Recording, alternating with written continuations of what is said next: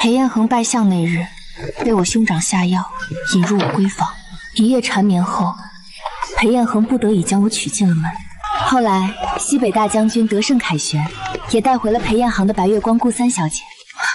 裴子然，我守在西北风沙里3年，你竟连孩子都有了，你当年的承诺难道全是假的？秦孙，你听我解释，是林弦月给他兄长出谋划策，在酒里下药算计我，我才不得不娶她。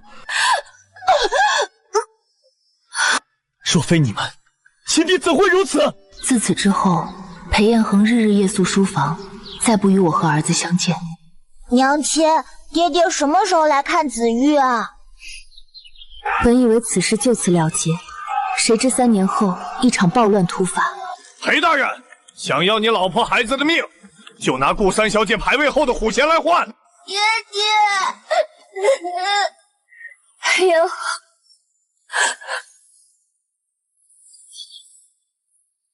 贱命2条，也配换无爱的牌位？裴彦恒，这10年真心我全当为了狗！我诅咒你，生生世世永失所爱！这梦怎么会这么真实？这次他自己下去吧。水，我要喝水。外头何事？为何如此喧闹？回小姐的话，今日是裴大人拜相的大日子呀。他此时正与大公子在前院设宴款待宾客呢，可热闹了。裴大人拜相，前院设宴？这不可能！我明明已经嫁入相府10年，怎么会回到未出阁时的闺房？你说，今日是裴彦恒拜相设宴的日子？是啊，小姐您怎么了？原来是这一天。梦里，我就是在这日被兄长下了药，才和同样中招的裴彦恒春风一度。就因为那一夜，我背着算计的名头，风光嫁入相府，为他生下子玉，当了10年的相府夫人。可笑我兄长一心攀附，却不知裴彦恒那个所谓的断情绝爱，全是装出来的。谁能想到那清高如天上月的裴相，心里早就有个顾青瓷，两人书信往来多年，私定终身。顾青瓷回京那天，看见我带着子玉，气得当场吐血而亡。裴彦恒便把这笔账全算在我身上。乱军闯进侯府的时候，他竟然宁可眼睁睁看着我和子悠被乱军欺辱致死，也要死死护着那个牌位。春娇，快去前院找兄长，就说我不见了，让他立刻过来。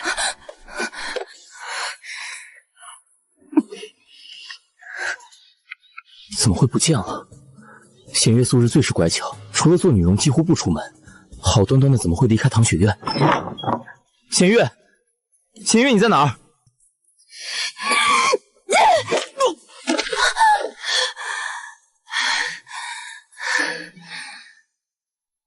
别发愣，过来搭手，把他拖到床上去。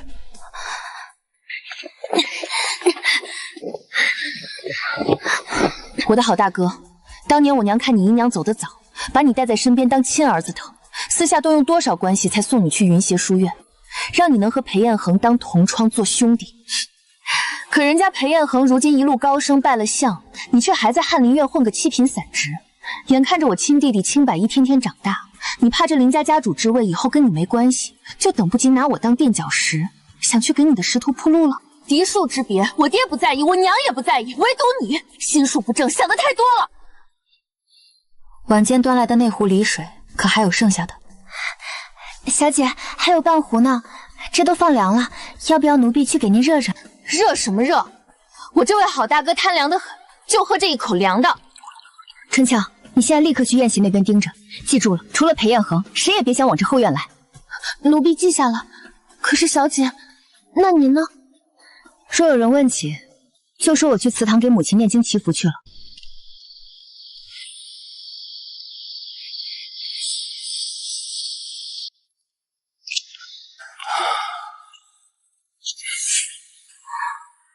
裴彦恒，果然是你！曾几何时，我也被这张温润如玉的皮相骗过，以为你是这世上最好的郎君。可谁能想到，这皮囊下藏着的是一颗连骨头都捂不热的铁石心肠。你为了远在西北的顾青丝守身如玉，连同窗好友都要保持距离。可既然你如此清高，前世又为何要眼睁睁看着子玉受尽屈辱，死在乱军刀下？裴彦恒，你既心有所爱，这一世我便许你如意。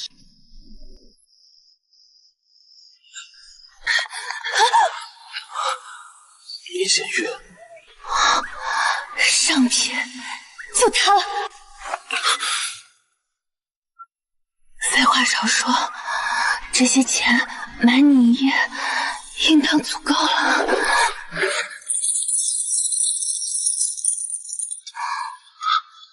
不可！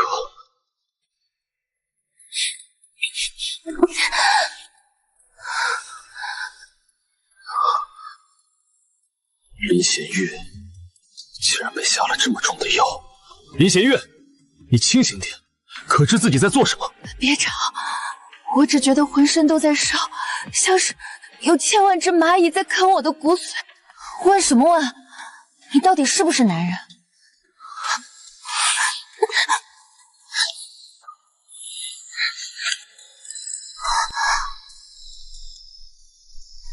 都说教坊司的小老无情，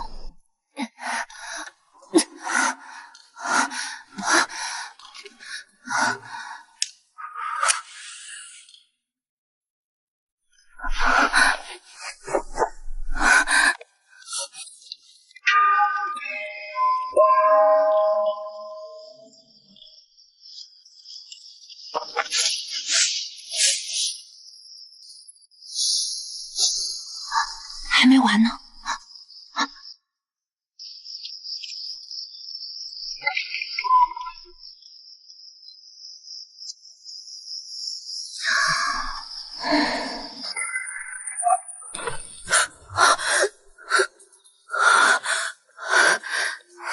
这一夜，林小姐在这祠堂倒是睡得安稳，看来是无恙了。看春俏这眼色，那一夜果真是如我所想，成了。这表情竟然和梦里与我春风一度后一模一样。怎么，纵使这一夜我不在房中，你竟还是要赖到我头上不成？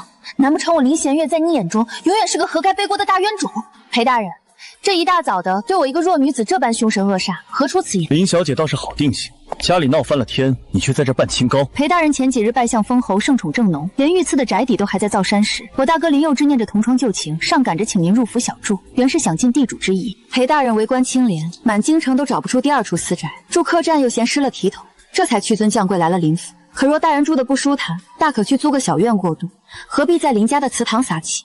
你大哥昨夜张罗宴席，拼命劝酒，打的什么主意你会不知道？我大哥那点狗腿心思，明眼人一看便知。大人既然如此精明，为何还会入局？林佑之此时踏实还在我那床铺上算盘珠子崩了一脸的滋味，不知道大哥和这位心术宰相。裴大人若无事，还请离去。林府虽小，却也有礼数，我还要为母亲诵经，恕不远送。可见青青愁轻繁，娇花好空后数菊增。林小姐，当真是在这数经一宿，从未离开。裴大人请自重，这是我林家祠堂，供奉的是祖先神位，可不是裴相弄权邀宠、玩弄权术的朝堂。虽说我爹只是个四品几心荣，门第比不得裴大人位高权重，但也绝没道理任你在此欺辱至此。弄权邀宠，林小姐心里竟然是这般想我的。不然呢？裴大人年纪轻轻便位极人臣，若是没点步步为营、以江山为筹码的手段，如何坐得稳那个位子？裴大人不会以为世人都该如我大哥一般，整日围着您鞍前马后、谄媚讨好才对吧？还是裴大人觉得我林弦月也该和京城那些闺阁女子一样，见了大人这张好皮相，就非得仰慕追随不可？林小姐倒是牙尖嘴利，不过别以为我不知你与你兄长玩的那些把戏。昨夜那壶梨水你也吃了吧？那前世他明明知情，却还是将计就计后发生了那种事。裴彦恒，我竟是越来越看不懂你了。你有经世之才，几年间位极人臣，京中无数女子为你倾心。前世的我也被你这张脸骗得团团转，即便那一夜是被迫的，可谁见了这样一个男子会不动心？可谁能想到，你所有的温柔都只给了西北的顾青瓷，唯有提到他时，你的眼里才有温度，而对我，从来只有利用和算计，用了整整10年。我才看清你这颗捂不热的心。吃了又如何呢？裴大人，我这一夜就在这祠堂跪着，哪儿都没去。如今话已说清，若无他事，还请大人速速离开。好，既然你这一夜在祠堂，那裴某这一夜便也只能是在这祠堂守着才是。裴大人，请自重！他疯了吗？这祠堂内眼下没有旁人看守，他若待在这儿不走，外人会怎么传？他难不成这一世早就算好了要毁我清白？可为什么前世他分明那么讨厌我？这一世我已经避他如蛇蝎，他竟然自己贴上来了。这一大早的，干什么在祠堂吵吵闹闹？到底发生了何事？还好，春俏这丫头够机灵，见苗头不对，立刻去请了父亲。这几日叨扰林大人了。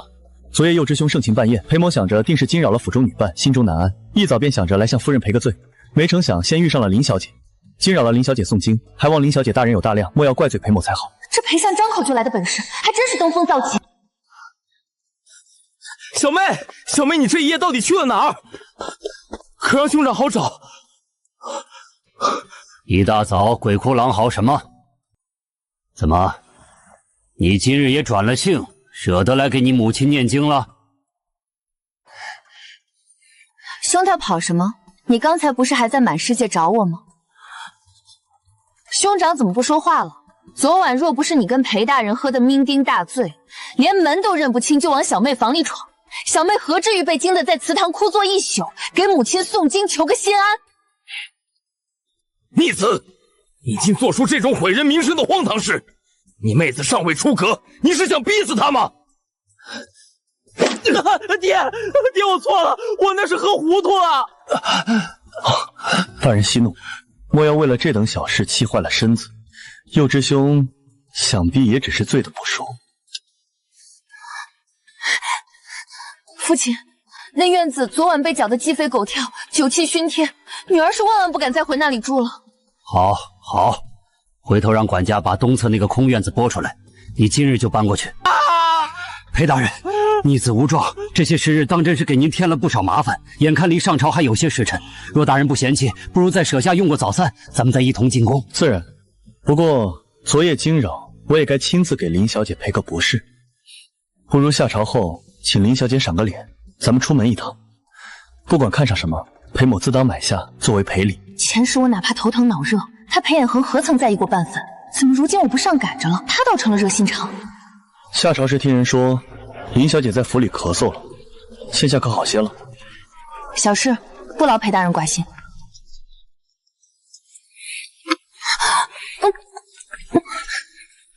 裴大人，你若不拉着点儿，林小姐怕是要走过了。这是全京城最大的景点，进去瞧瞧，可有你可心的。这不是林家那位吗？他凭什么能站在裴大人身边？论家世，论样貌，哪一点配得上裴相自陪同？怕是用了什么见不得人的手段缠上去的吧？瞧那狐媚样子。裴大人果然是京中女子的梦中人。这金子还没进我的兜，这满屋子的刀子倒是先落在我身上。裴大人若真的想赔罪，就快些结账，让我少受些这份厚待。就那个掌柜，麻烦包好送到林府。东西选完了，裴大人告辞。可这是我先要的。怎么会是顾青瓷？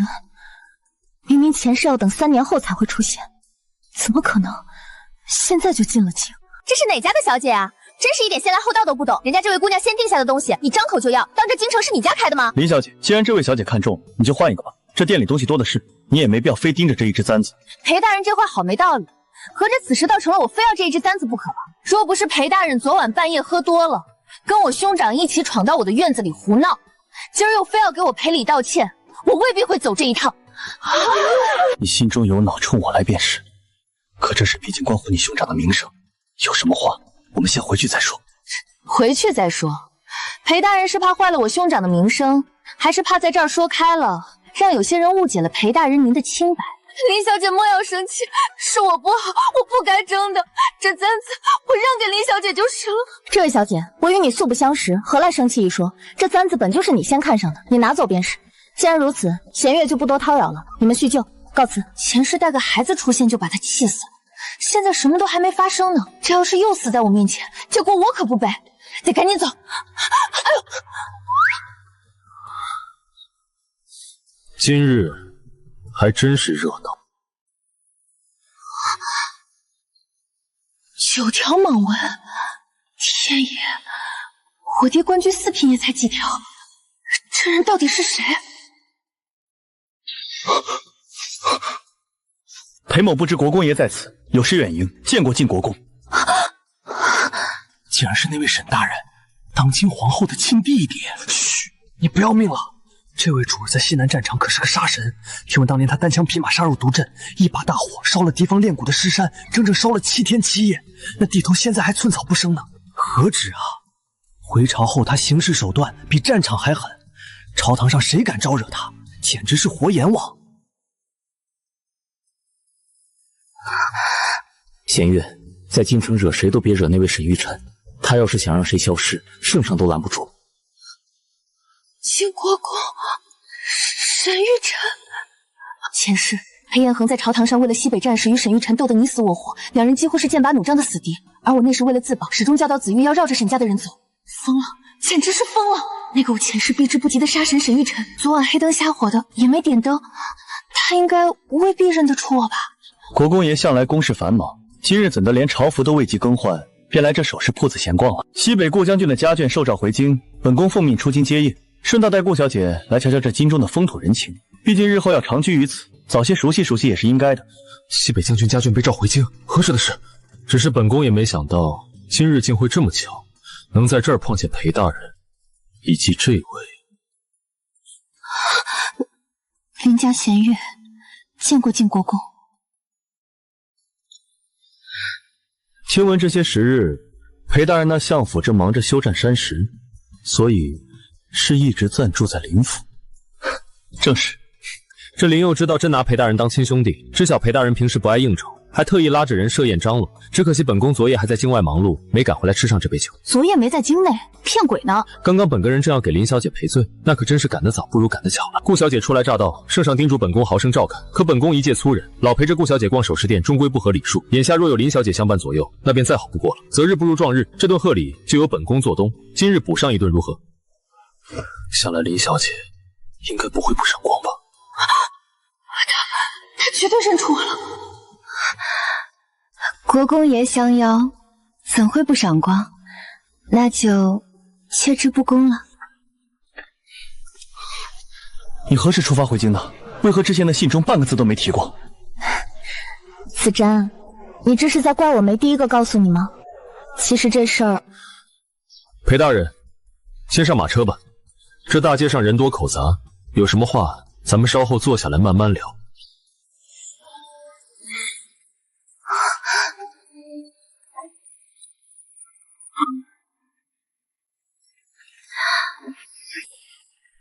还未多谢林小姐。顾小姐客气了，只是你谢我做甚？林小姐有所不知，子瞻幼时家境清苦，当年在云州时，还是我爹看他有才，资助他上的学校。我二人相伴多年，本想着他进京站稳脚跟后，我便与他成亲，共同在京中打拼个前程。谁知圣上一道调令，便把我全家都调去了西北。如今他孤身一人在京闯荡，我这心里总是惴惴不安。幸得有林家这些日子的照看，行此感激不尽。子瞻，裴子瞻。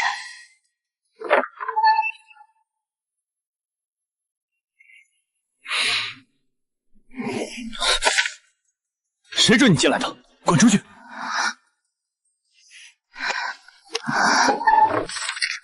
顾小姐说笑了，裴大人如今封侯拜相，京城里想巴结他的人能排到城门口。我林家不过是小门小户，要说帮衬，哪里轮得到我们？不过是裴大人念旧，不嫌弃跟我兄长那点同窗情分，才愿意屈尊降贵到我林家下榻。子瞻的性子我最了解，他向来不善与人结交，如今能跟林小姐的兄长如此要好，想来定是不一般的情谊。待过几日，将军府安置妥当了，钦此定会亲自备上重礼，上门好好拜谢林家这些年家子瞻的照顾之恩。林小姐笑什么？可是青瓷说错了话。没什么，只是在想，这些年裴郎君在京城城的情可不少。顾小姐一路从西北风尘仆仆的赶来，还没歇脚呢，就要忙着挨个上门去替裴大人还人情，这又是当爹又是当娘的，还真是难为你了，着实辛苦。你。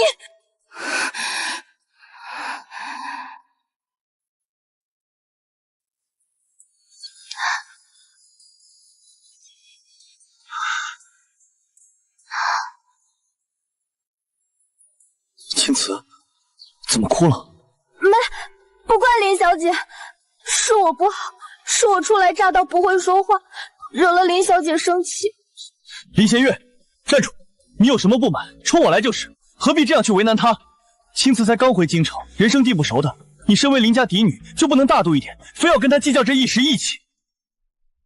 裴大人说完了吗？你这是什么态度？说完了就让让。国公爷，请吧。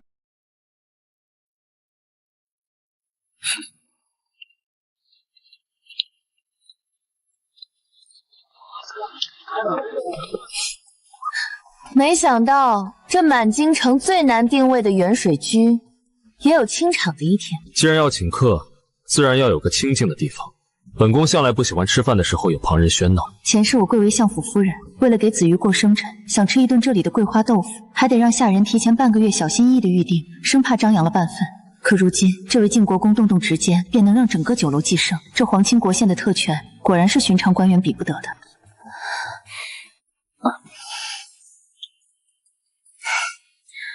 子瞻，这是你最爱吃的清蒸鲈鱼，多吃些。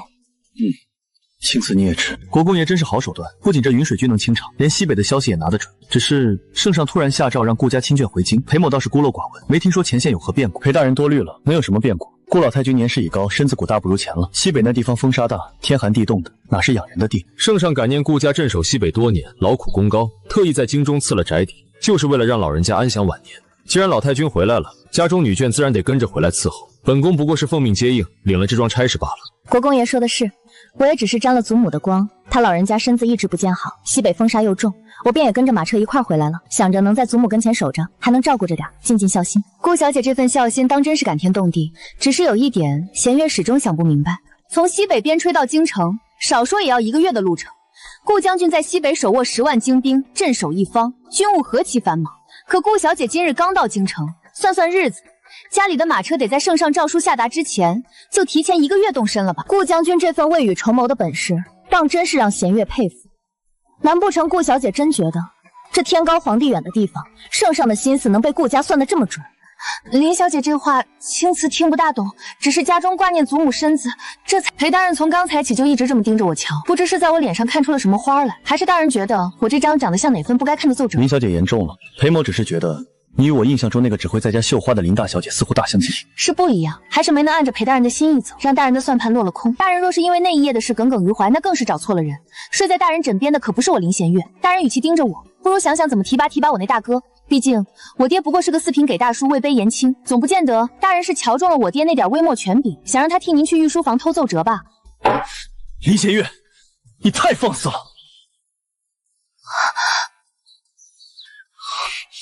裴大人何必跟个姑娘家动气？林小姐向来心直口快，这话虽然糙了点，但也是担心她家老父亲卷入什么无妄之灾，这叫一片小心。国公爷教训的是裴某失态了。不过本宫想起一事，听圣上说顾三小姐早年似乎和裴大人都在云州长大。国公爷好记性，说起这个，幼时我便和子昭定过娃娃亲，连启蒙先生都是同一位。后来子昭进京赶考，我父亲正好接了调令，举家去了西北定居，这一晃都7、8年了。这时以前我大哥在书院的时候就总念叨，说每逢月初，裴大人雷打不动都会收到用西北寄来的信。看来顾小姐和裴大人这份情谊，即便隔着千山万水也没断过，当真是维持了多年，真是羡煞旁人呐。既有这等渊源，裴大人怎么不早说？圣上若知道自己下的一道诏书竟促成了一段千里姻缘，定会觉得是美事一桩。只是不知裴大人打算何时摆这顿喜酒啊？是啊，要我说，您何不趁着现在新相府修缮完成的日子，来个乔迁带婚事，双喜临门？怎么，本乡和顾小姐的婚事，林小姐倒是比当事人还要上心。裴大人误会了，虽然大人与我也就区区几面之缘，交情尚浅，但大人毕竟如家休逢此大喜，弦月身为林家人，自当也是打心眼里为您开怀。就是不知待到2位大婚之日，弦月可有这个福气上门讨一杯喜酒喝？那是自然。听闻西北塞外风光与京城迥异，尤其是那边的关隘，近年来修缮的可还坚固，当地百姓生活如何？子瞻有所不知，那边的沙尘大得很，不过关口防守确实严密。去年父亲还说，西边的哨点又加了几处。那守关的将领是谁？国公爷，这酒可还顺口？酒倒一般，只是看着某些人明明酒量有限，却还要强撑着替人挡酒，倒是有趣的很。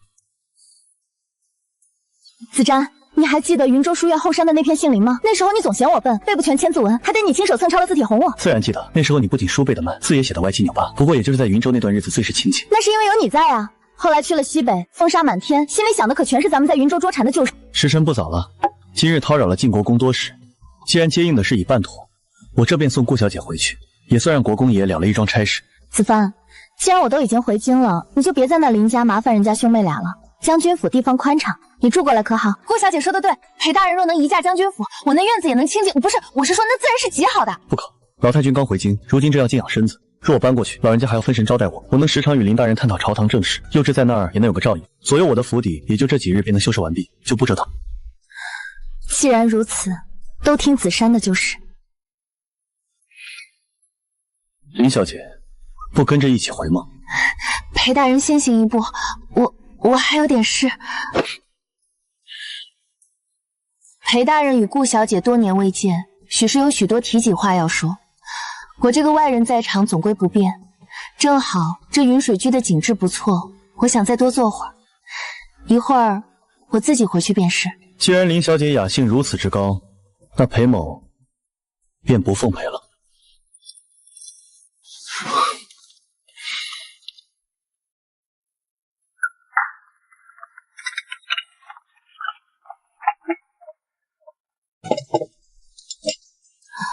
晋国公这是何意？刚刚光听他们在那儿讲云州的陈年往事了，酒水倒是喝了个饱，肚子却还是空的。现在碍事的人都走了，没人倒胃口，咱俩慢慢吃就是。咱俩？国公爷，这咱俩二字听着是不是有些过于熟络了？我们似乎还没到这个份上。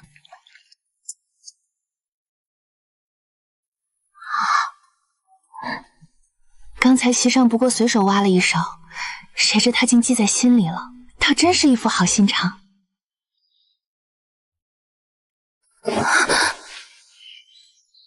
吃饱了，那也该聊聊正事了。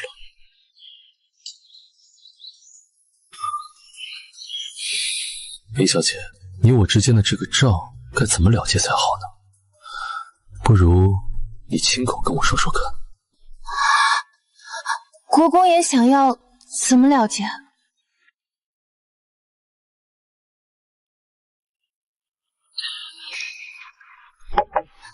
怎么，林小姐还没想好该给本宫一个什么样的交代？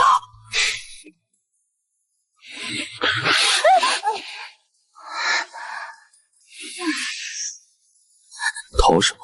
国公爷恕罪，我本想着随便找个小窝，谁知道会冲撞了国公爷您呢？还望国公爷大人不计小人过，饶了民女。所以本宫现在正是在问，既然是冲撞了，林小姐打算怎么了结此事？看国公爷这意思，这事儿是过不去了。行吧，伸头一刀，缩头一刀。既然我冲撞了您，该怎么罚，但凭国公爷处置，我都认了。好，林小姐方才还怕得要磕头，现在倒变得这么干脆了。既然你这么干脆，那你替本宫办件事，去把裴彦恒和顾青思这些年往来的书信全部替我取来。啥？裴彦恒视那些信如命，连我前世都碰不得分毫。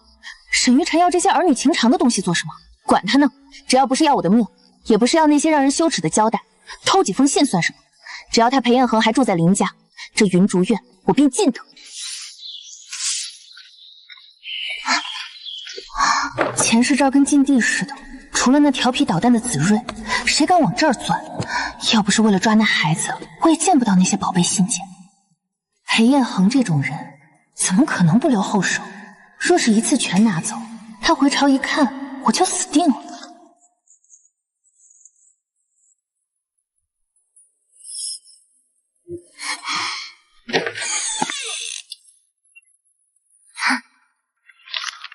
这就是你要给本宫的交代。你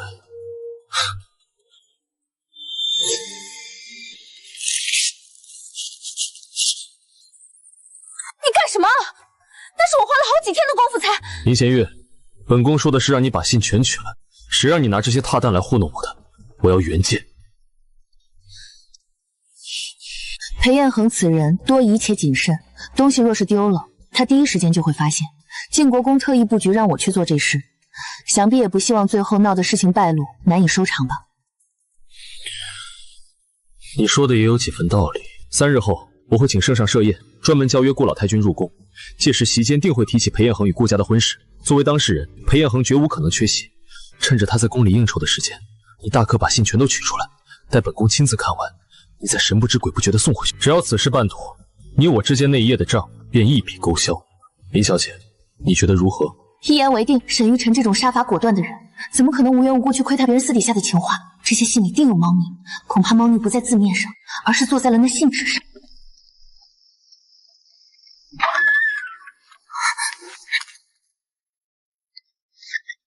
裴彦恒，既然沈玉晨想要，那这些信我就全带走了。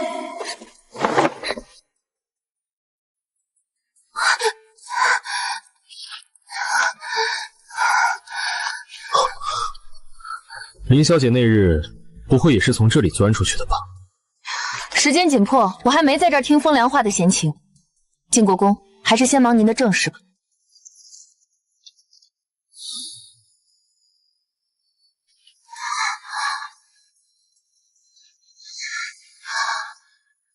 这字迹变了，真的是密信。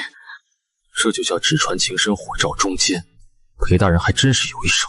可我怎么也想不明白，看顾青野那副弱不禁风，连大声说话都要哭出来的模样，他真的能扛得住勾结外敌这种要掉脑袋的大事吗？我知你心中疑惑，这种纸是顾家特制的，专门用来让那位顾家小姐写信。顾青子恐怕到死都不知道，他那些缠绵悱恻的情话，墨迹会在高温下彻底消失，而原纸张上用特殊油蜡藏下的字，这才能透光显现出来。油蜡密信，原来这根本不是什么家书情书，难怪裴大人平日里视这些信件如珠如宝，日日把自己关进书房反复研读。什么青梅竹马的情深，原来全是顾元成借着女儿的幌子在与他互通消息。这一招瞒天过海，裴相倒是用得顺手。国公爷，时辰快到了，若是裴大人回宅发现书房动了手脚，你我都走不掉。急什么？他此时正陪着顾老太将忆往昔，没那么快。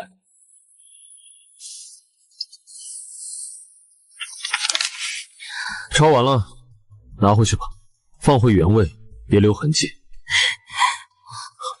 等等，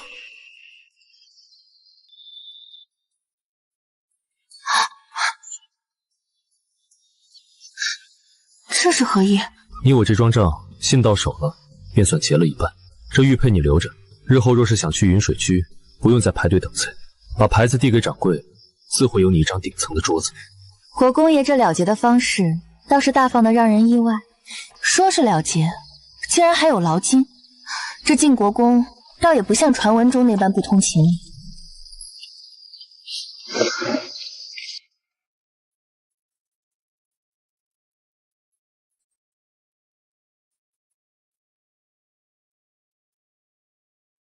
娘亲，你快看，爹爹今天夸我的字写得有风骨呢，他还亲手送了我这支玉笔，你看它多好看，我以后都要用它写字。娘亲，明天就是我的生辰了，爸别晚上会不会回来陪我一起吃面？娘亲，你看，爸爸的生辰也要到了，我新写了一幅贺字，爸爸会喜欢吗？傻孩子，他送你这支笔不过是随手而为，后来那些生辰，他哪次亲自回来看过你？不过是让管家去街上随手买些贵重却没金冠的物质打发你罢了。裴彦恒，说你没给过他这丁点希望，也就不会在那10年里，为了等你回头看他一眼，等到心都冷了。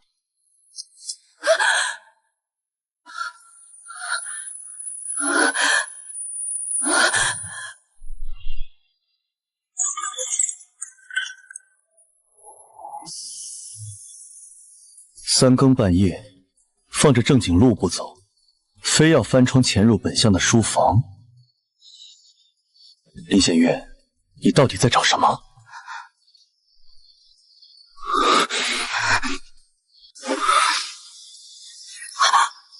裴大人，放开！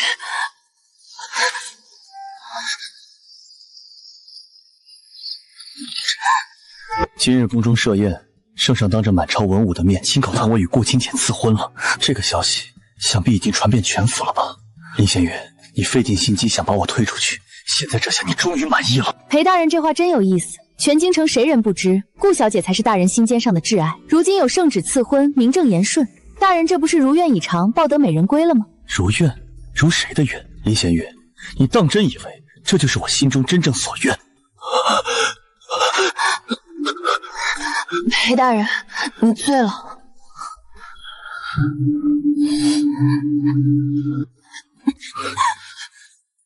我醉了吗？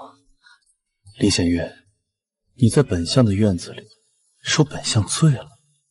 裴大人看清楚，这是林府，不是你那个相府。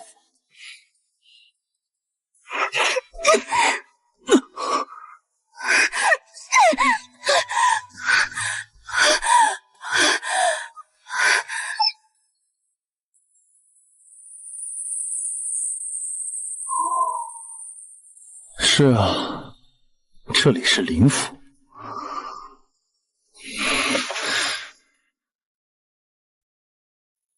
子玉，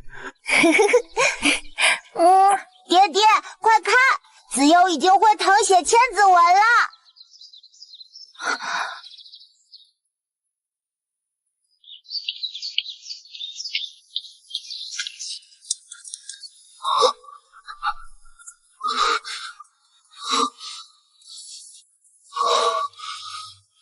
子玉，林显月，大人，醒醒酒，小的服你。滚！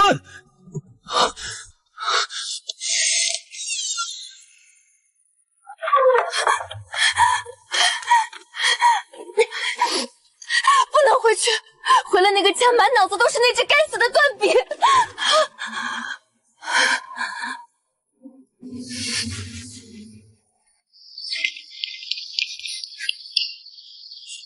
林小姐，快请！国公爷特意吩咐过，顶楼雅席永远为您留着。小姐，这是现磨的豆子，配了去年冬藏的金桂蜜，您尝个鲜。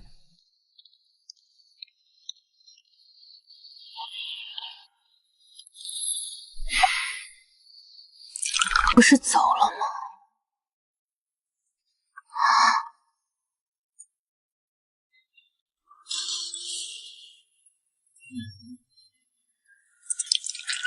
不就是让你去偷个信，怎么搞成这副样子？怎么是被裴彦恒当场抓住了？他醉得跟死猪一样，怕是明天醒来连我是谁都记不得。既然裴大人没发现，那就是你自个儿不想吃了。既如此，也别拿着豆腐撒气，不吃便给我。谁说我不吃？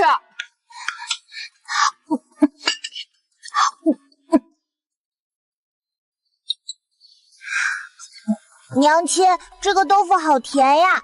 子悠脸上脏了，娘亲把子悠擦擦。慢点吃，又没人跟你抢。子悠要快快长大，以后天天带娘亲来吃最好吃的豆腐。娘亲。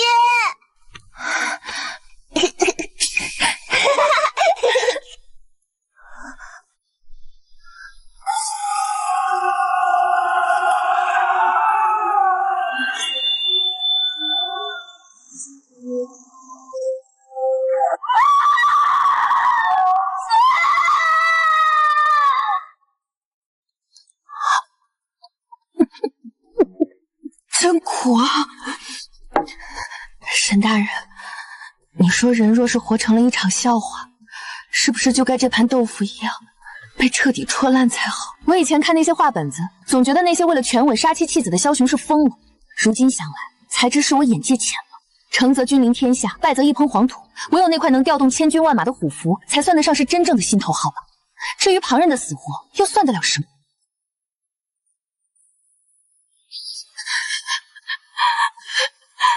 那孩子，他到死都还盼着那口长寿面呢。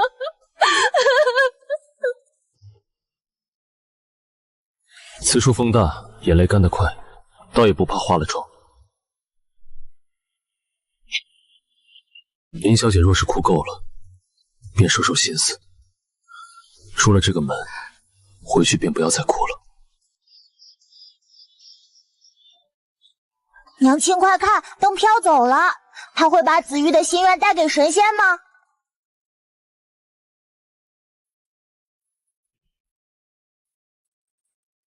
国公爷常来这云水居吗？这地方站得高，能看清京城有多少脏东西。倒是林小姐，怎么突然想起问这个？只是想起以前似乎见过大人，那时大人也是这样，一个人坐在窗边。本宫习惯了一个人，前世乱军入京，裴彦恒为了权柄卖国求荣，也不知道像沈玉晨这种满身傲骨的人，最后到底落了个什么结局。听说了吗？圣旨刚下到相府，整个京城都传遍了。快说说，是不是裴大人要娶回顾家那位三小姐了？可不是嘛，圣上亲自赐婚，由礼部主婚，定在下月18完婚，那场面定是风光无限。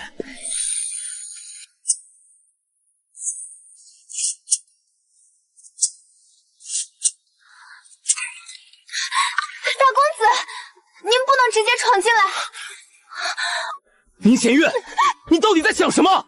我给你创造了那么好的机会，你为什么不珍惜？为什么？林有之，你疯了！不是疯了，我为了把你送上相府夫人的位置，我付出了多少？后来我看他主动去祠堂寻你，又说要给你赔礼道歉，我还以为事情转了弯，咱们林家终于有了门路。可现在呢，圣旨下了，他要娶顾青瓷了，让那个顾三小姐横插一脚，你是要气死我吗？你这个烂泥扶不上墙的废物！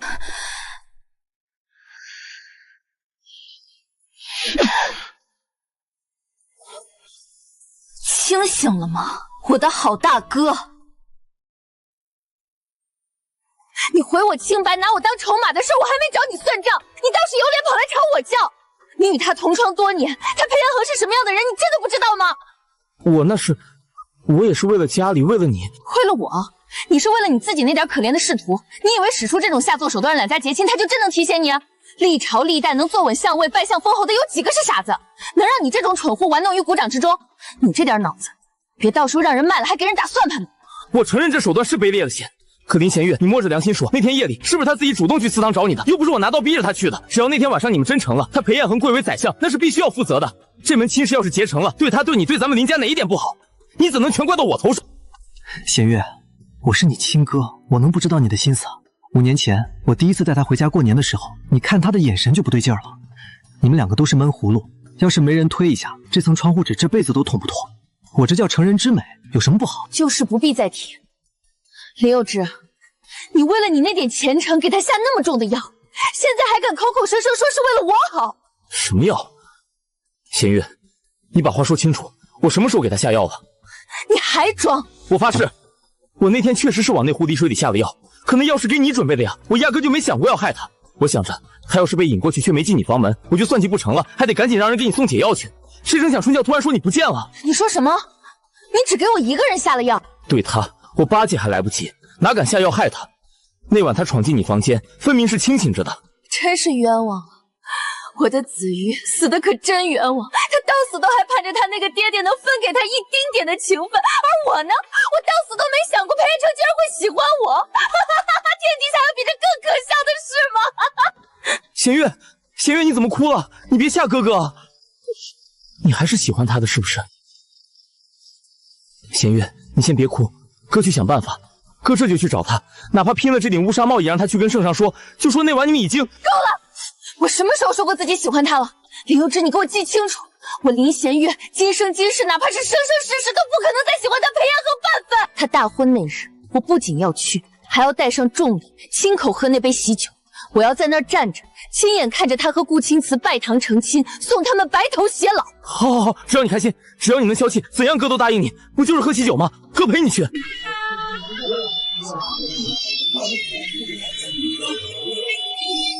夫妻对拜。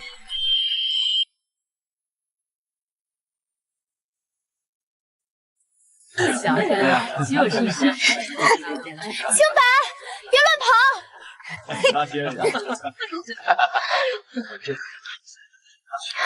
这里还是老样子，要是掉进这湖里，可不是闹着玩的。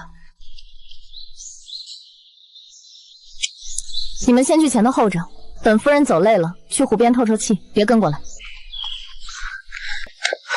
林弦月，今日是我与子珊大婚，谁准你出现的？你来做什么？林家受邀而来，我来自然是来吃这杯喜酒的。怎么，裴夫人这是不欢迎？吃酒？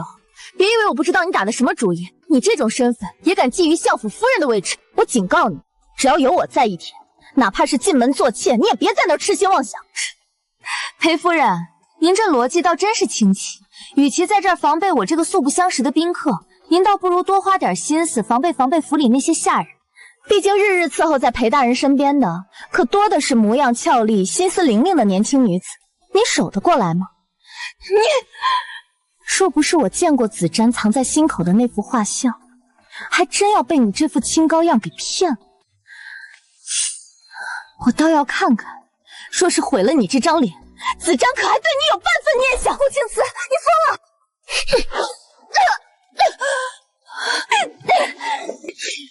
你们在做什么？子珊，救我！青瓷，来人，快请御医！快！林仙月，我说过，你有什么不满冲我来就是，难道你听不懂吗？今日是我大婚之日，你若不给我一个合理的解释，本相保证你绝对走不出这相府半步。裴大人明鉴，刚才酒席间家弟林清柏不见了，我怕他顽劣落水，这才出来寻他，不想竟在此处撞见了裴夫人。子昭，他就是冲着我来的，他不用分说冲上来就要杀我，还说我不配做相府夫人。你不配？难道他配吗？听闻裴大人在林府住过一段日子，便是这林家小姐动了不该有的心思啊。肯定是因爱生恨呗。看人家裴大人大婚，心里受不住了，这才想毁了新娘子。这样啊！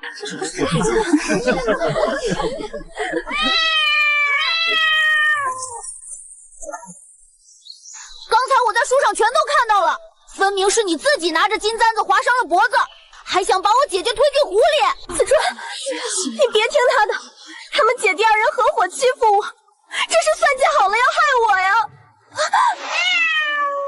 嘿，果然是你的猫！你家下人刚才非求着让我帮忙找猫，我才跟着过来的。结果猫找到了，你非但不谢我，竟然还要倒打一耙害我姐姐，说我们合伙害你，这天底下哪有这样的道理啊！林小姐当真好心机，为了做戏，竟然不惜教坏小孩子来编这些胡话。林仙月，这便是你的解释，让你弟弟抱着一只猫躲在树上偷看，就为了等我夫人入局。裴大人这副不分青红皂白，只凭喜好定罪的模样，倒是让我熟悉的很。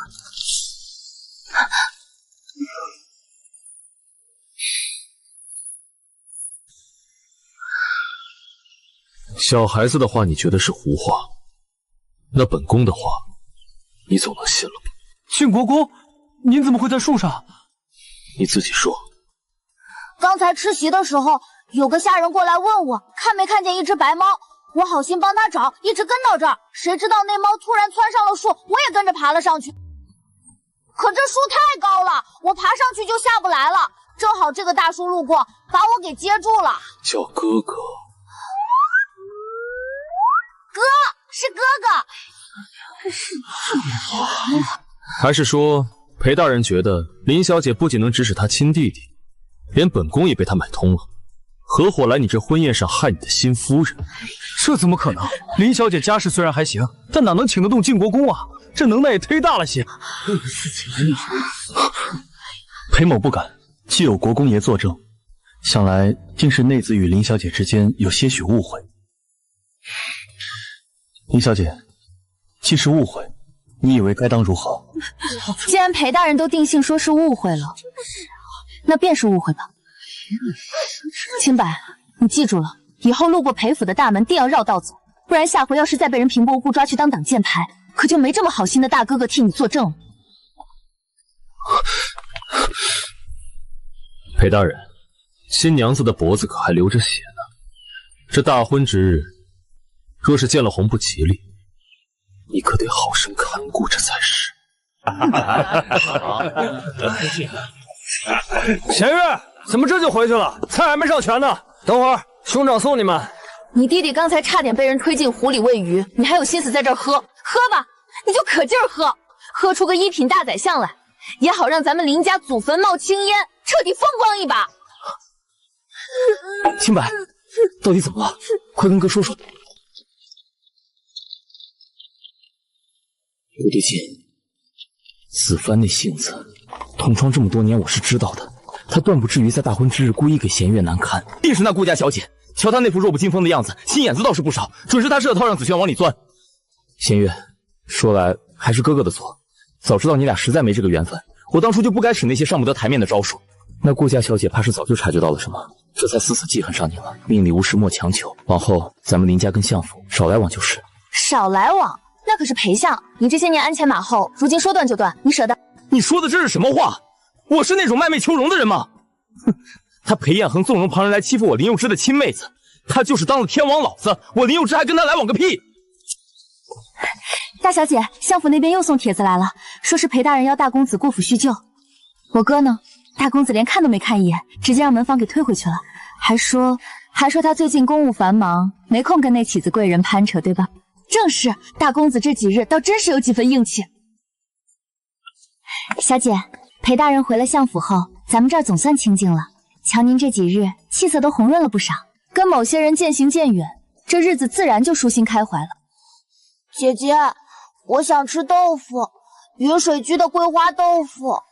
小少爷，您正发着热呢，郎中说了甜食要忌口。我就要吃，吃了桂花豆腐，我这病马上就能好。上次带你去吃了一回，你倒是长了记性，那是你现在能吃的吗？姐姐，就一口。行了，别闹腾了。瞧你这奄奄一息的样，我这就去云水居给你打包一份带回来，但说好了，只能吃一小口。你且在巷口等我，我去就回。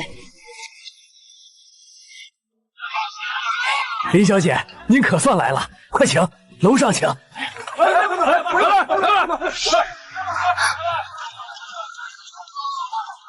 掌柜的，你刚才不是还说这雅间靠窗的位置早2个月就订满了吗？怎么他一进门你就上赶着要把人往楼上领？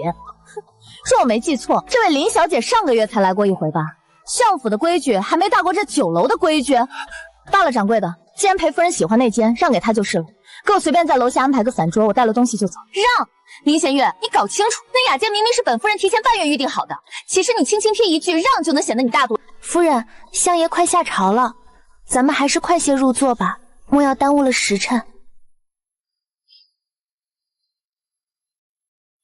林小姐受委屈了，国公爷特意吩咐过小的，只要您来，只管去顶层那间单独的雅座，那里是国公爷的私人领地，除了您，谁也上不去，更无人敢智慧。这不太好吧？罢了，既然楼下实在没位置吧，左右我只待片刻，拿了东西就走，想来也不碍事。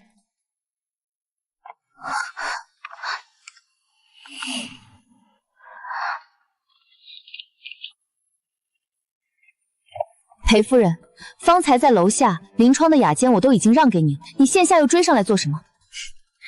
雅间哪有这顶楼好？上次我也是随晋国公来过一次，才见识到这等景致。可我记得清楚，掌柜明明说过，这楼上平日里绝不让闲杂人等入座。方才我还当这上面没人，怎么你林弦月却能大摇大摆的坐在这里？难不成这云水居的掌柜是存了心要糊弄本夫人，还是你林小姐使了什么见不得人的勾当？哎呦，裴夫人，您快消消气，这地方您的身份确实做不得啊。本夫人的身份做不得，你睁大眼瞧清楚，本夫人乃是当朝相爷明媒正娶的夫人，我祖母是世上亲赐的一品诰命夫人，我父亲乃是镇守西北手握10万千兵的大将军顾元成。如今这满京城，上到王侯将相，下到黎民百姓，你倒是给本夫人指出来，还有哪个是我顾青瓷做不了的位置？小二，裴夫人说的也是，我父亲不过是个4品几事，论门第自然是比不得西北大将军，论封号更比不上一品郜林。可我也记得，我大晋朝的晋国公沈大人，那是实打实西皇后的亲弟弟，国舅爷圣上面前的第一重臣。当初裴相见到沈大人时，尚且要规规矩矩行礼避让。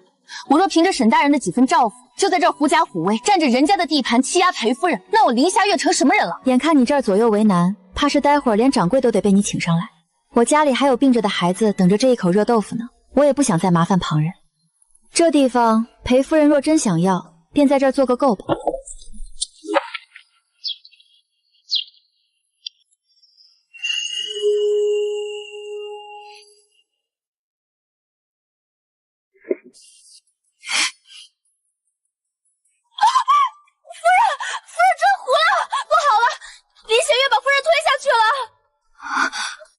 顾青瓷，你为了陷害我，连命都不要了。这种投壶自残的戏码，我前世见得多了。可若让你死无对证，这谋害一品夫人的牢饭，我吃定了。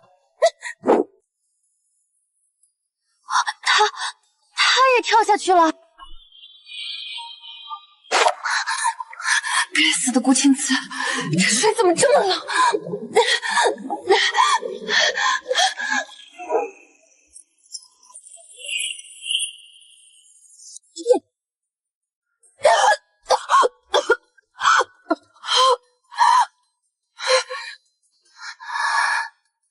就这样，要完了吗？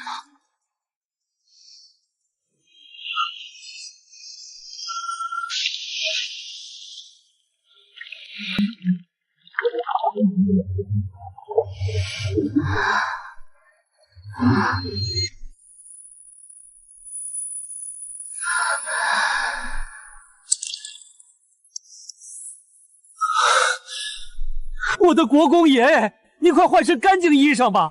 要是让宫里那位知道你为了救人泡在湖里这么久，万一得了风寒，皇后娘娘非得拔了奴才的皮不吃。是你救了我，子帆。我今日真的只是想上去和林小姐道个歉，想把之前的误会都解释清楚。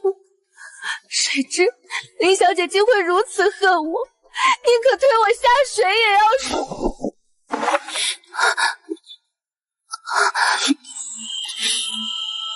先送你回府。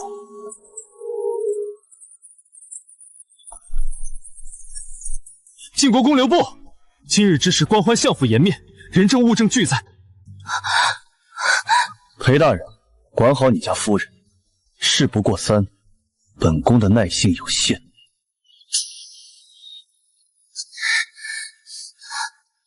顾青瓷为何要跳下去？本宫没兴趣管。可林弦月，你为何要跟着跳下去？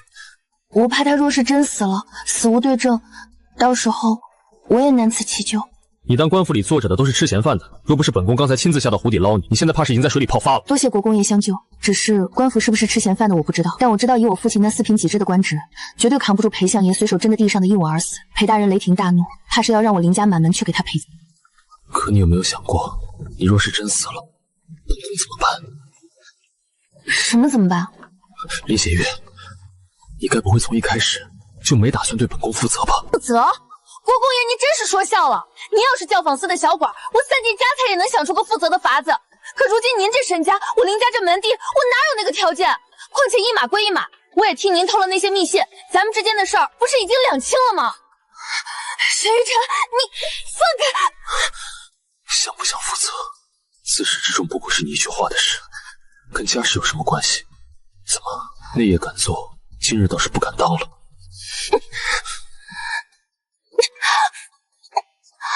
谁说我不敢当？沈玉晨，有种你娶我啊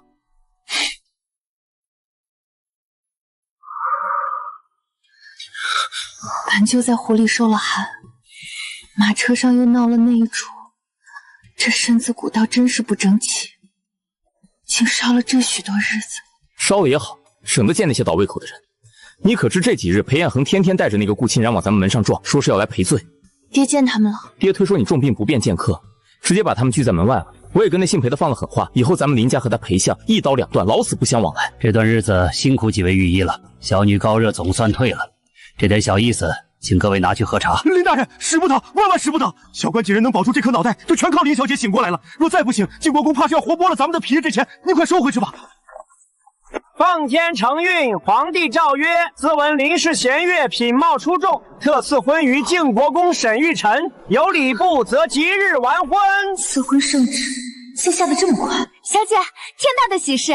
听说皇后娘娘得知晋国公要娶您，乐得合不拢嘴，亲自开了私人金库，在原有的聘礼上又生生加了28台。这全京城怕是都腾地方给这聘礼了吧？瞧瞧，这牌面，便是皇子大婚也不过如此吧？可见晋国公是真上心了，林家这女儿当真是要飞上枝头了。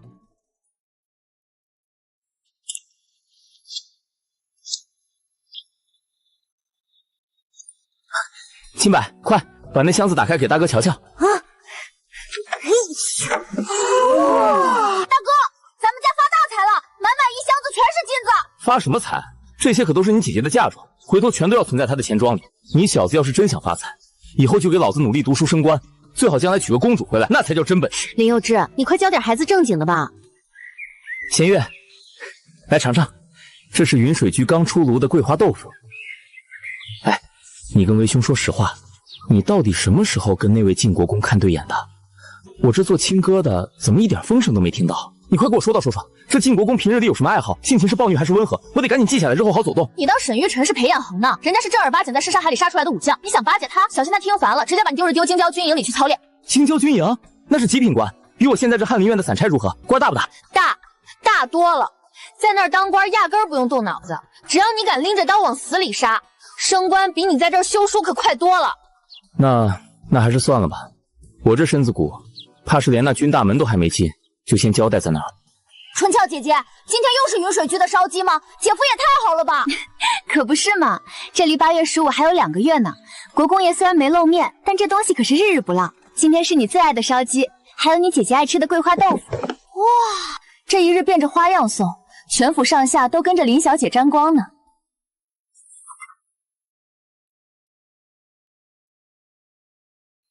我的裴相爷，您前日才拉我喝过酒，昨日又叙了半晌旧，今日又来谈哪门子兵部公事？卷宗有误，必须核实。他到底是来找弦月的，还是瞧上我了？天天这么登门，我这仕途怕是没飞黄腾达，先被他折腾死。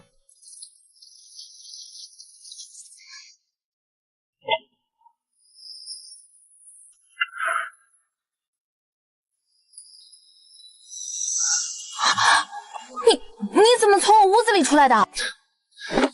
想见你，又怕惊动了前院那些人，索性从房顶一间间找过来。谁知在屋里扑了个空，原来你在这儿躲清静。这肌肉比起前阵子又紧了不少，怎么这些时日没少在军营操练？是不是要打仗了？下流！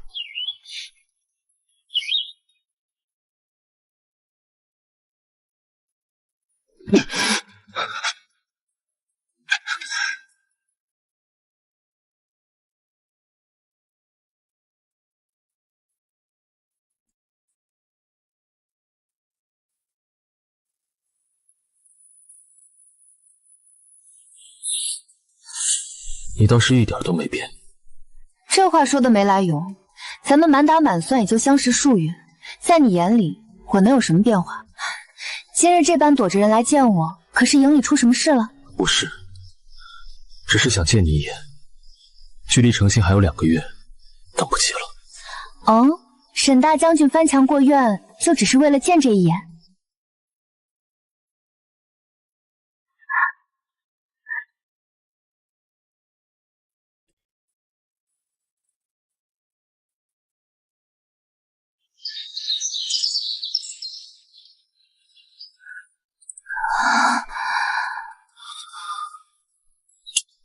军营已在整队，我今日便要启程北上。怪不得顾家女眷骤然被召回京，若非有人在圣上耳边提点，这西北的局势哪能动得这么快？沈玉晨，咱们开诚布公的谈谈。其实你早就认识我，对吧？那年你接应顾元成回京，也在云水居设宴，那日正巧是子旭的生辰，我和他在楼下湖边放河灯，那时候你就在3楼看着，对吗？是，那时我便在想，这女子若是还未嫁人，我定要下楼去追，却没想这一世竟是你先主动闯进了我怀里。可这一次，你我皆不知前路因果，若一步走错，便是万劫不复。沈玉晨，你不怕吗？我不怕万劫不复，我只怕万一再有来生，你会不记得来找我。契丹来犯，西北告急，朕在朝上问了3日，你们除了吵还会什么？皇上，晋国公沈玉晨私自拔营北上，此举无异于谋反。皇上，沈将军大军行至半路便不知所踪，若是他倒戈投敌，京城危矣，请圣上降罪沈家。沈将军违抗圣命，弃3军于不顾，其心可诛，请圣上下旨封锁沈府。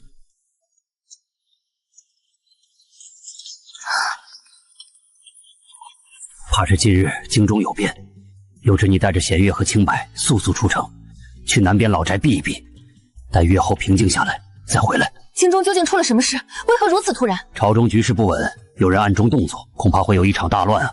放心吧，火烧不到林家。只是你们留在京中还是不妥，先离开，等平静了再说去。是不是和沈玉晨有关？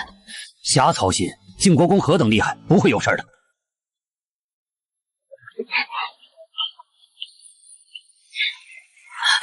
你不一起走吗？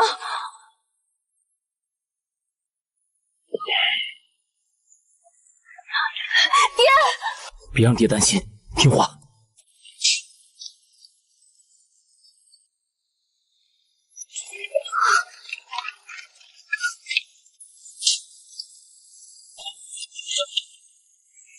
前世乱军入城，明明是10几年后的事，为何这一世连顾元成凯旋的日子都没到，京中便已是一副大难临头的景象？裴彦恒，你我同窗多年，我真心拿你当过兄弟。如今你已娶了顾青丝，为什么还要屡屡招惹我妹子？你当真以为我林家没人了吗？沈玉晨私自拔营北上，已犯下重罪。如今他下落不明，沈家株连在即。林弦月身为他的未婚妻，哪儿都不能去，把他交给我。至于你和那个小崽子，爱去哪儿去哪儿，本相可以当没见过你们。裴彦恒，你敢动他试试？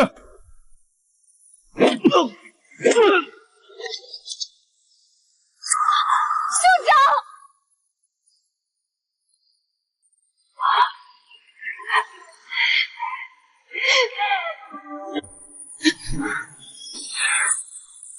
裴彦恒，你去死吧！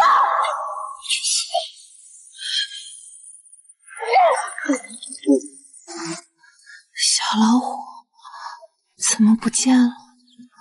子玉这孩子又把玩具乱用，总得要我这个当娘的跟在后头捡。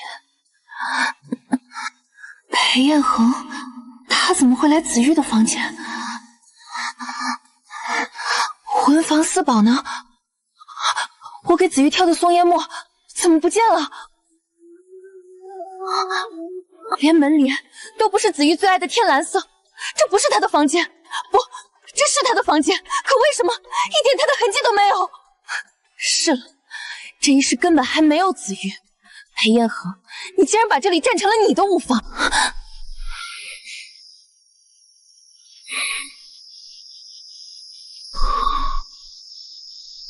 醒了。裴大人处心积虑把我掳来，到底是什么意思？弦月，你说人真的会有来世吗？我记得这里原本应该是挂了东西的。裴大人抓我不知是以何名义，你私自囚禁重臣眷属，圣上可知晓？如今全京城都传遍了我与晋国公即将大婚的消息，你却将我囚在相府，裴大人这与理不合。林弦月，你真要嫁给沈玉晨那个通敌叛国的罪人吗？难道你这辈子就不想再见到子佑了吗？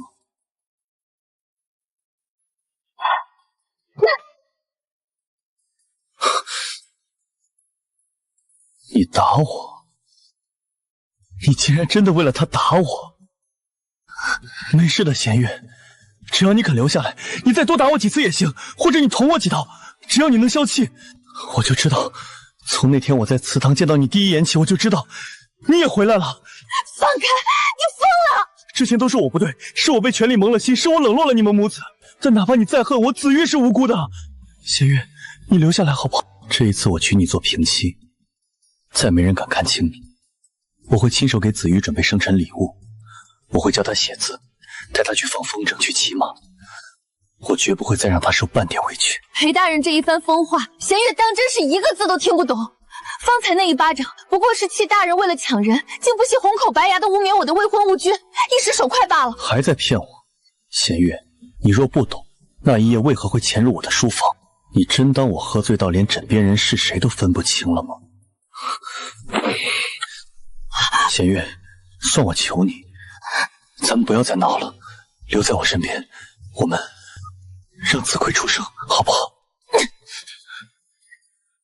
裴大人请自重，弦月肚子里已经有了晋国公的骨肉，我上哪儿给您生什么子玉呢？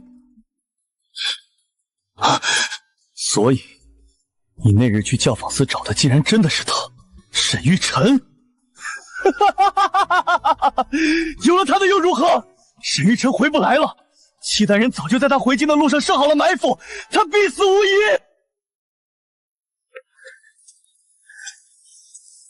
夫人，请用膳。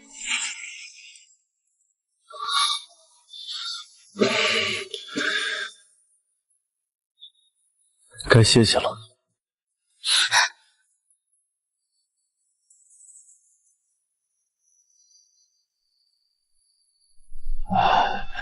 回禀相爷，林小姐并无身孕，只是气血亏损的厉害，忧思过虑，须得好生调养。没有就好，没有就好。去，把我准备的那些孩子的物件都拿进来，好好布置一下这间房。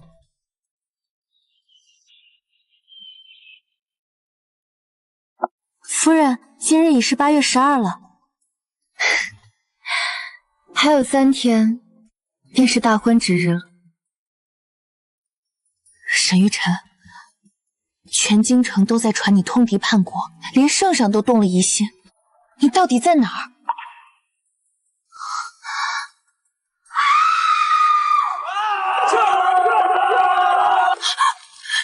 乱军，齐大人竟然提前入京了！不必慌张，弦月，等我片刻，带我出去看看，便带你走。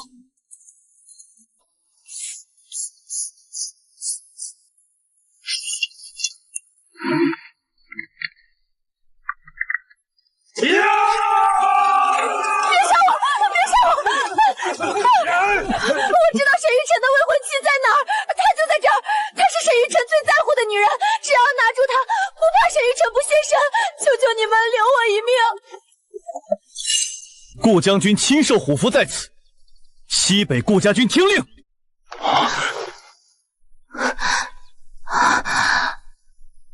尔等还不收手！哈哈哈哈哈！裴大人，看来那封密信果然属实啊！你还真以为如今闯入京中的都是顾家军假扮的契丹军？怎么可能？前世明明……顾元成果然如传闻中那般诡计多端，表面上跟我们私下谈和，实际却想借我们的手扑杀大晋禁军，好让他自己渔翁得利，稳稳当当的坐上那个皇位。你们这盘棋下的确实挺精妙。顾家现在全被死死牵制在西北的荒山野岭里，寸步难行。如今这站着的每一位，可全是实打实的契丹铁骑。怎么可能？绝不可能！没人能提前知道这些。我与顾将军的计划周密至极。子瞻，你还不明白吗？林仙月这个贱人一定早就知道了，不然沈玉晨为什么几次三番的冒死来救你们？不是想逼沈玉晨现身吗？拿住他，他就是沈玉晨的命根子，只要带走他。这一次，没人能从我身边带走你。就算你们此刻杀入京城，擒了皇帝，那又如何？我大晋国土方圆万里，各地皆有重兵镇守。你们拿下皇城，也仅仅是拿下了一座皇城。待各地重兵回援围剿，你们依然是死路一条，绝无生还之理。听裴大人这意思，是还想跟本将提条件？你们想一口吞下大晋，就不怕被活活噎死心慌？依我，不如明面上大晋兄弟契丹没有和平往来，实则这江山依旧由你们契丹掌控，这岂不你们一个城池一个城池去拼杀要省力得多？裴相这算盘打的，连本宫在门外都听见响声了。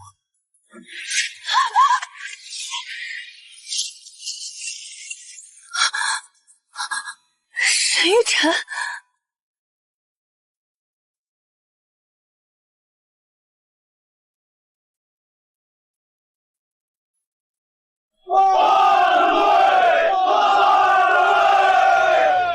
陛下，全是假的。裴彦恒，你可真叫朕失望。原来这一切竟然全都是你们设下的局，可笑我裴彦恒入局却不自知，竟然还以为沈玉晨真的弃城拔营犯下重罪。朕还记得你当年3元及第，那是何等的光风小官，到如今的一人不保，想将你培养成我大晋的肱骨之臣，护我江山社稷。朕未曾想到，你这双温和的眸子里藏着的野心竟然这么大。怎么，入金銮殿那天起，你便已然在贪慕朕这张龙椅了吗？裴彦恒，朕给你的还不够多吗？你竟敢与顾元成私下勾结，意图谋反！若非沈玉晨提前察觉端倪，暗中为朕布下此局，引你自投罗网，今日这京城怕是早已血流成河，成了你们野心的祭坛。沈玉晨，你早就知道了，你一直都在看本相的笑话。你以为你的计划天衣无缝，却不知从你与顾元成的那一刻就已经落入了我的眼中。你也真是厉害，且顾清之常年累月与顾元成联系，那些情书里的密来数年，若非本宫多留了个心眼，还真发现不了端倪。你察觉顾家人被圣上提前召回，生怕兵权生变，这才急着提前了造反的计划。可惜啊，裴相，你算错了一步。我从未离开过京城，而顾青瓷嫁入相府后，替你寄往西北的所有家属，早在出城之前就全被我的人替换。时至今日，顾将军怕是还在西北荒山里，美滋滋的等着你登基的消息。他却不知，他的亲生女儿已然死在你这位好夫婿的手中。哈哈哈！我还以为这一次能抢占先机，却没想到晋国公更是棋高一筹。来人，将逆臣裴彦恒押入天牢，严加看管。林弦月，你以为这就结束了吗？我会等你的。今生若无缘，来世我也定会先去寻你。你是我的，你永远逃不掉。今日之事全赖沈清，若非你带着皇后以死相劝，暗中设下此局，真怕是真的难以识破这两个老狐狸的阴谋。陛下过誉了，顾元成手中尚有10万千兵，此时若动他，恐逼他狗急脱墙。如今他家眷皆在京中，裴彦恒已出，不如暂且留他在西北，从长计议。这位便是暗中协助你取证的林家千金。臣女林弦月参见陛下。免礼。弦月，你的胆识不输男儿。这几日你受苦了，此件事了，朕与皇后定会亲自为你和玉灵主婚，绝不让你白白委屈这一场。臣女谢陛下隆恩。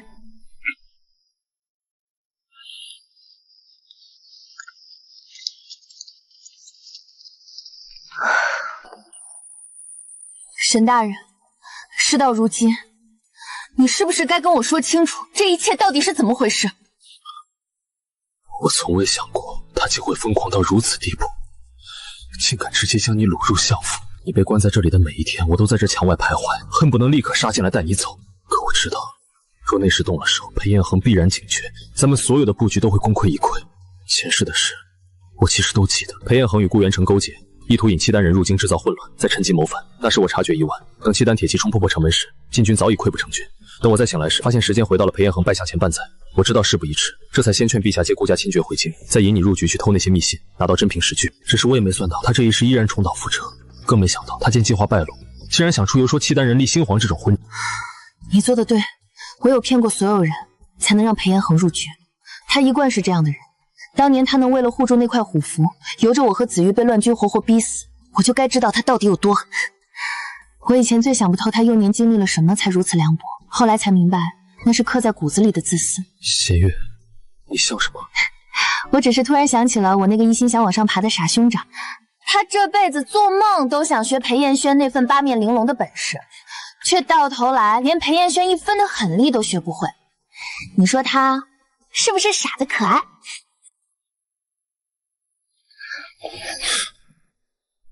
怎么，没见过这阵仗，当真慌了？沈玉晨，你身上有吃的吗？什么？我3更天就被那群嬷嬷拽起来绞脸梳头，到现在滴水未进，我好饿啊！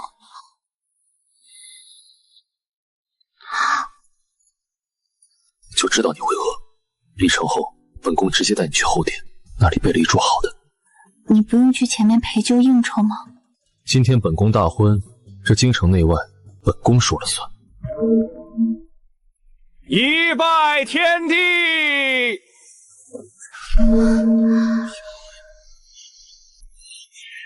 夫妻对拜，礼成。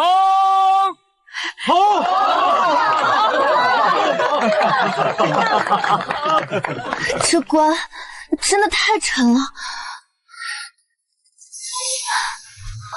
瞧瞧，咱们靖国公这是一刻也舍不得夫人受累呢。靖国公与夫人真是恩爱的紧呐！求求帮新娘子不撒手了！姐夫，大庭广众的，这不合礼数，你快放我姐下。行，小孩子懂什么？国公爷，您忙您的，这我看着。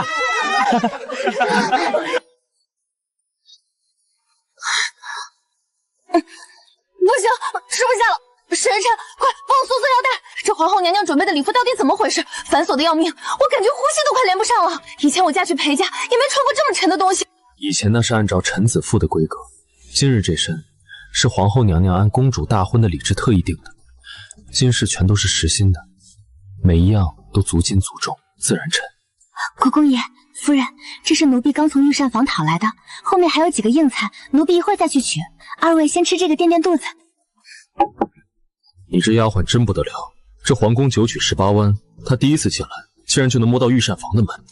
春娇自然厉害，沈玉琛你记着，前世今生若不是有她帮我周全，我可未必能顺顺利利的见着你。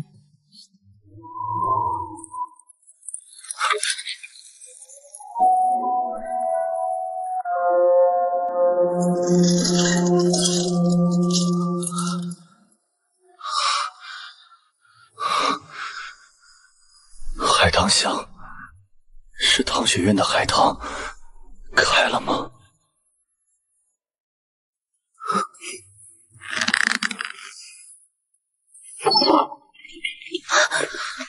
裴子瞻，你竟在我小妹房中！祝二位新人永结同心，百年好合。林弦月，你兄妹二人好算计，这相府夫人的位子你既然要，给你便是。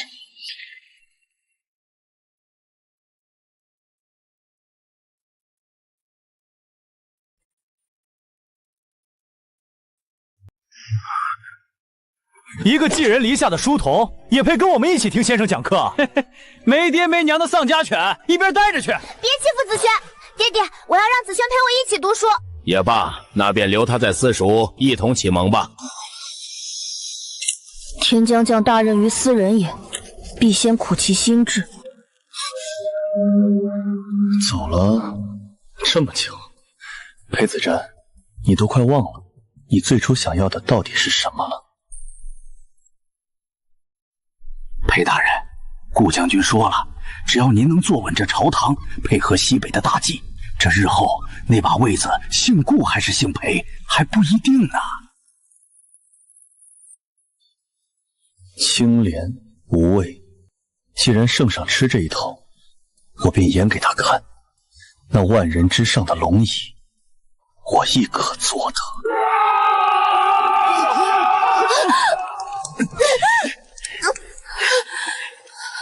裴大人，虎符在哪儿？交出来，换你妻儿2条命。2条贱命，也配换无爱的牌位？裴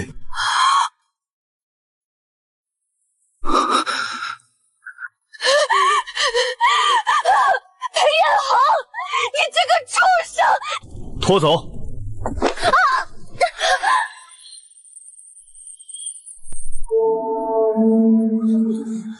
时辰到，醒醒！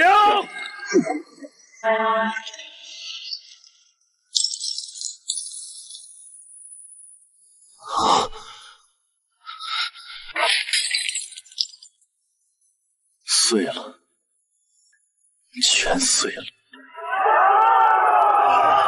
罪孽深重，我这样的人竟然还一次次去求他回头，他不亲手杀我，以示留情。裴子瞻，你真是个疯子！20年，我竟亲手将那抹月光碾作了遍地血霜。这御膳房的厨子当真不凡，这饼比云水居的还要酥上几分。慢点吃，又没人跟你抢。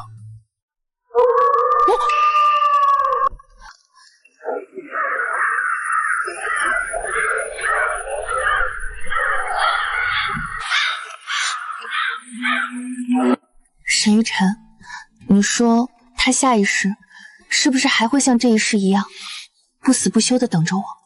怕什么？他等他的，我就不等你了吗？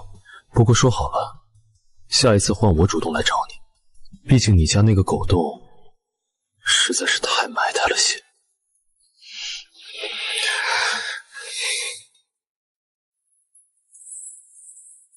林弦月，你记住，要怕，也该是他裴元恒怕我们，怕我们这辈子相守得太长久，长久到还没等下一世，你就已经早早忘了他的样子了。这是何时伤的？还问何时？就那天在云水居，你一头扎进湖里，我把你抱上来的时候，被河岸边那些碎石头给划的，也真是稀奇。本宫带兵打仗这么些年，身上都没留什么印记，反倒下水救个小姑娘却落了疤。李小姐，你说吧，你要怎么陪我？我都已经嫁给你了，连人都赔给你了，还能怎么赔啊？弦月，你可还记得那年你带着那个小团子在湖边放河灯时说过什么吗？你说你最怕形单影只，所以从今往后，咱们家放河灯要放双数，出门踩台阶要踩双数，连你最爱吃的烟梅子都要成双成对的烟。林弦月，这辈子你再也甩不开我了。